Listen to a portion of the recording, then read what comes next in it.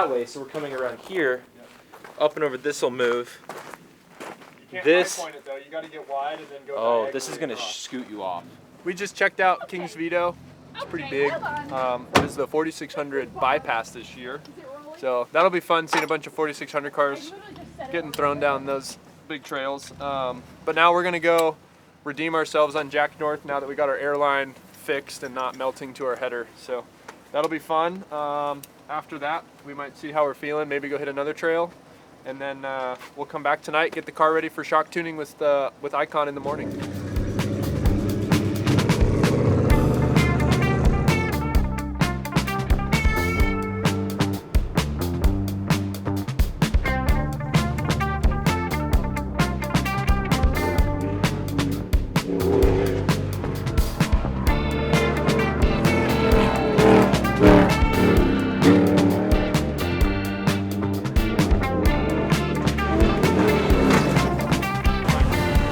Let's do the same thing again.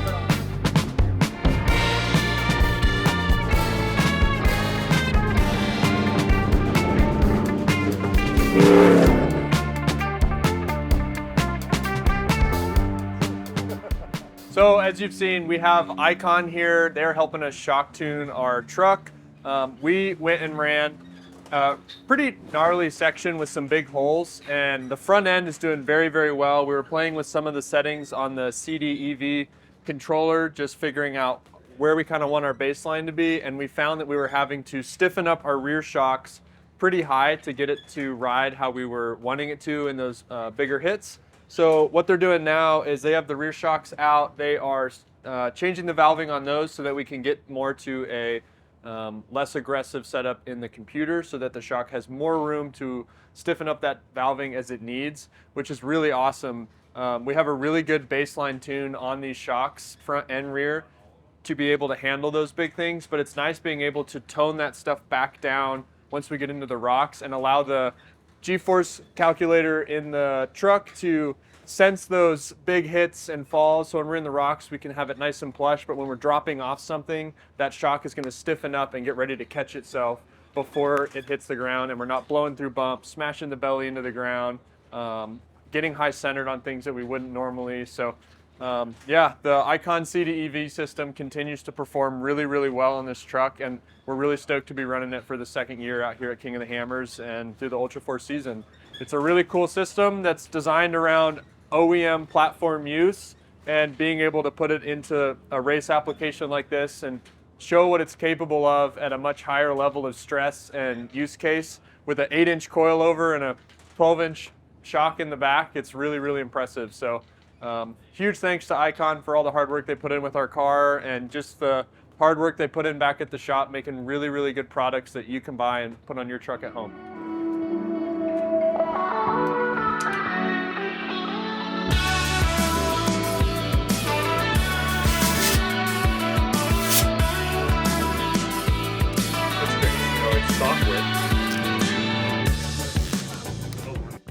So while we were out shock tuning, we also had a little bit more issues with our alternator. We got on the phone with DC Power and they gave us some really good insight. They don't think it's a problem of the alternator not providing enough voltage or anything like that. They think what might be happening is our battery that's in the car that's a little over a season old and has had some serious ups and downs, has been discharged often, might not be in the best condition, and it might not be providing enough voltage to tell the alternator that it should be pushing power to it. So we might be able to trick that system, loop that wire back to the alternator that's pulling from that, and hopefully solve that issue. So we got to get that knocked out. We blew a hole in our radiator that is continuing to get worse. We had some overheating issues, so we got to throw a new radiator in the truck, get the shocks back in, and Will and I get to go get course map and go pre-run this afternoon. There is a super clean line right over there. Go over there. Clear right. There you go.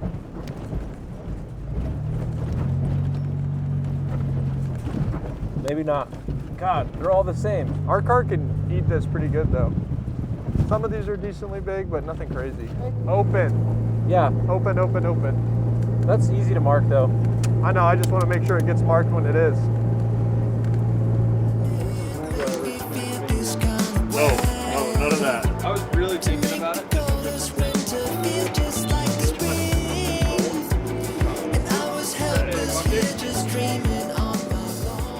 So we got our brand new radiator out. That is the bad brand new radiator. We don't know if we damaged it or we kicked a rock up or if it came that way, but we got a new radiator today at Napa, so we don't have to deal with any of those issues tomorrow. Tomorrow we have tech, so we know that we're going to be pretty focused on getting all that stuff wrapped up and getting ready for our Prologue race on Saturday. So we're getting it knocked out tonight. Will and I are getting up early tomorrow to run the desert loop.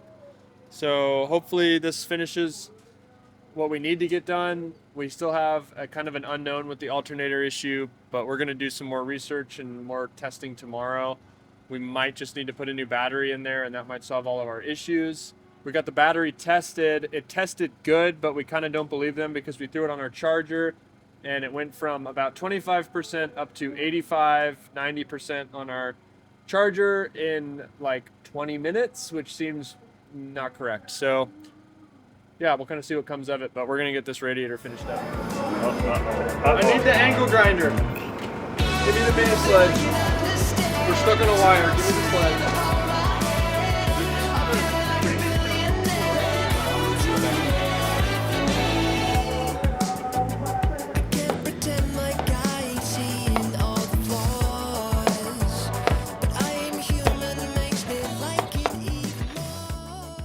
So we are all done with tech. The car passed, all of our safety equipment passed, so that's a relief. That's kind of going to be the only thing holding us back from racing tomorrow. The new radiator's working great. We haven't really gotten to run the car too much.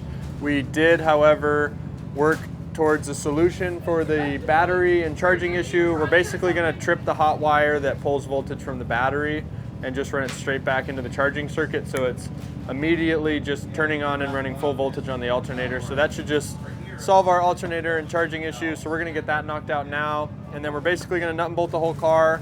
We have a small list of things to just run through, make sure the car's packed and ready for tomorrow's race, so we can just get up, get in the car, and basically go run. So yeah, super excited. We got a little bit of work ahead of us. Overland Chef's here. We're going to have awesome dinner, and then we also have our drivers meeting this evening, so it's going to be good.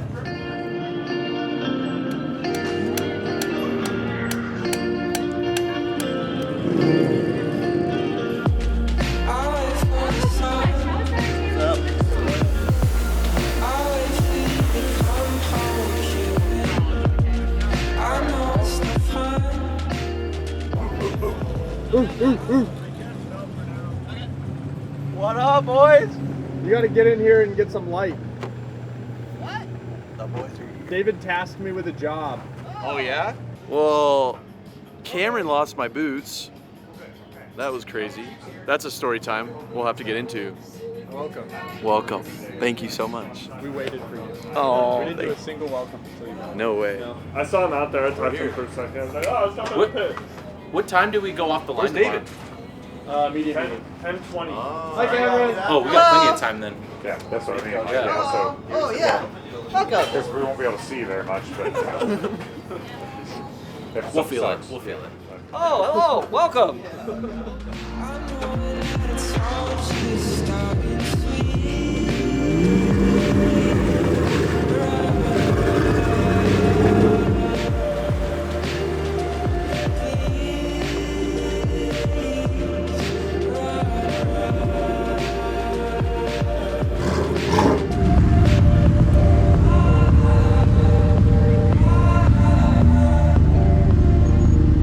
Left line on exit.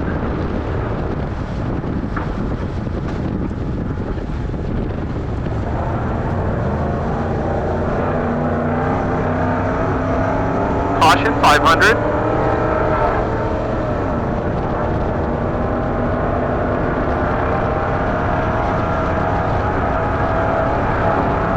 Left line, left line. Open long.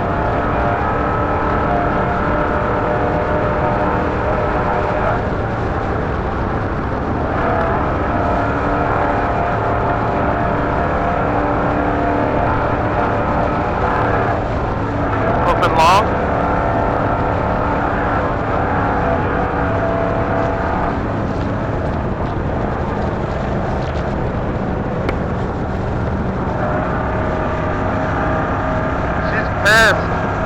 I'm getting coolant on my helmet.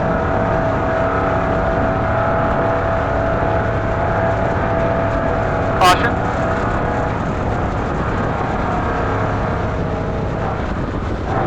Caution, 200. 500, sorry.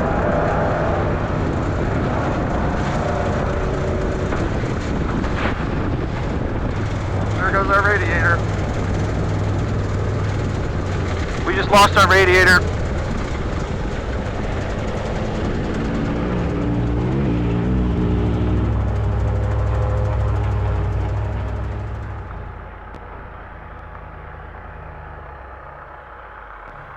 .4628 to pit, we lost our radiator. Copy.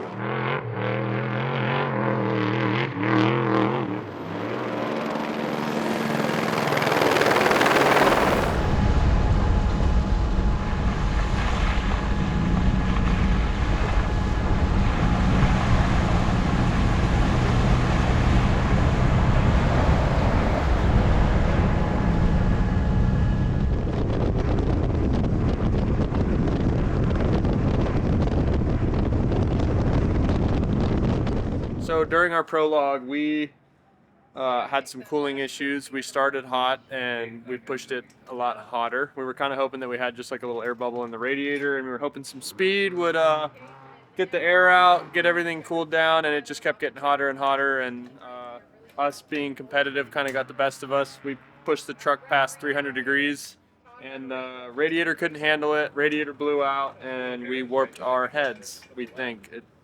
Low compression for sure, and has rod knock now. So new motor's on the way. We found one nearby, and the old motor's coming out, and we got a little bit of an afternoon ahead of us getting this thing all swapped out and hopefully running for tomorrow's race, which we line up for at 6:20 in the morning.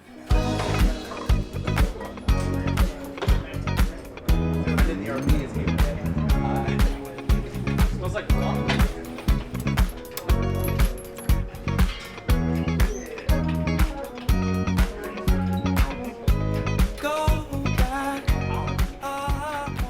So we are getting the motor out of here. The boys are in Paris picking up a new one. It's basically a fresh rebuilt motor, which is going to be really nice, but also a little bit scary just because it has real miles on it.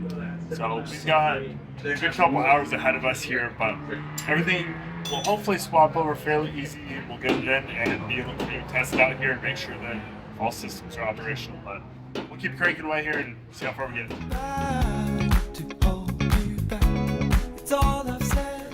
Who's ready for some yummies? Oh, boy. Oh yeah. Oh yeah. That's not what you want. Oh. It's like a little fireworks show in there. What? It's like a galaxy, dude. Oh, that smells awful. Yeah, every morning I'm gonna give the band the moment I was wishing it's overnight. The minute I was thinking to hold you back. The moment I was wishing it's overnight. The minute I was thinking. Cylinder 3 said goodbye. That's not a... The moment I was wishing. New motor's here. We're already diving into assembly on the new motor. So pretty much everything we took off the old block is going onto the new block, and the boys are also under the truck pulling the old trans out. We're going to swap our spare trans in, so we're basically starting with a fresh drivetrain for tomorrow. So it's a lot of work to do tonight. Hopefully everything goes smoothly. We can get a heat cycle on everything and get it all kind of broken in before tomorrow morning, but So far, so good. That one, bad. Yummy. The minute I was thinking to hold you back. The moment I was wishing it's over now. Slow down, never.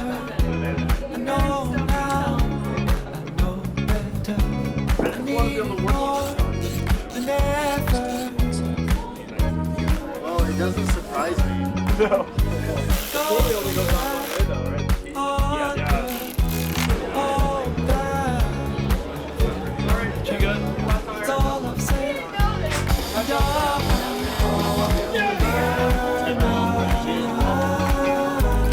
The minute I was thinking to hold you back. The moment I was wishing it's over now. The minute I was thinking to hold you back. The moment I was wishing it's over now. The minute I was thinking to hold you back. The moment I was wishing it's over now. The minute I was thinking to hold you back. The moment I was wishing it's over now.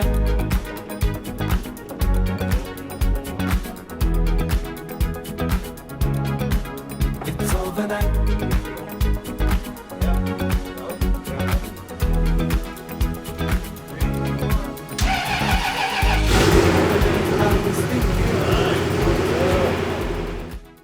Well, here we are. It's the next day. We clearly aren't racing. We started this engine at about 4 a.m. this morning. It did start, sounds awesome, but after a while we noticed that we were leaking some oil from behind the timing belt. So we pulled it all apart this morning and found out that the cam seals never went in. So really simple mistake, unfortunately. But we are getting those back in now. It looks like that's all we need, and putting it back together, and it should run. It sounded amazing. It looked peppy in the trans, so we're super excited to actually get this out and see what it will do with this new motor in here. So stay tuned.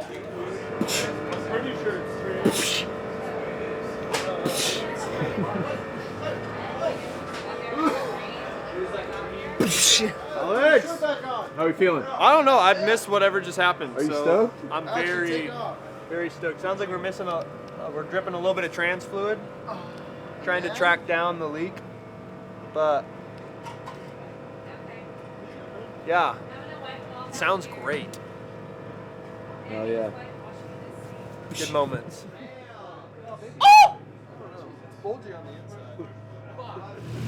No one drink this Coors Light. It's a very sweet banquet. Whoa, that tastes good. So we got the car running last night, and we found a couple things. One, I think the truck's just learning, so the trans isn't shifting super great yet.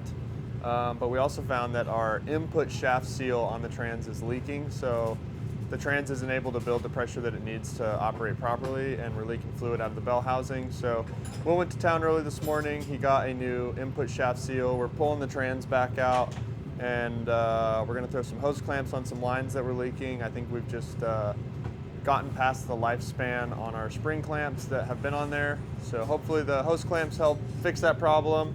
And then once we get this trans back in for the second time, hopefully it works good. Down in the back. Hayden, stay there for a second. Okay, Kyler, you good? We're clear to just drop. Is it clear in the front?